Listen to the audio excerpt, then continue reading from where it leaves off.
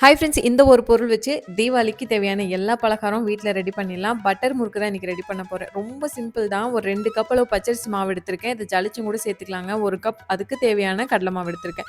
இது கூடவே கொரகொரப்பா அரைச்ச வரமிளகாய், சீரகம், எள்ளு, உப்பு, பெருங்காயத்தூள்லாம் போட்டு இத நல்லா மிக்ஸ் பண்ணிட்டு, 80 கிராம் பட்டர் எடுத்திருக்கேன். அத கொஞ்சமா மெல்ட் பண்ணிட்டு, இதையும் ஆட் பண்ணிட்டு, கொஞ்சம் கொஞ்சமா தண்ணி விட்டு, ரொம்ப டைட்டா பிசையக்கூடாது. ஓரளவுக்கு இலக்கமா பிசைஞ்சு ஒரு 10 நிமிஷம் ஊற வச்சிடலாம்.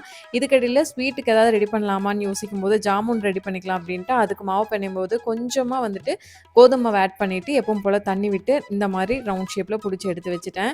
இப்போ ஜீரா காய்ச்சிக்கலாம். 2 கப் சர்க்கரைக்கு 1 கப் தண்ணி அவ்வளோதான்.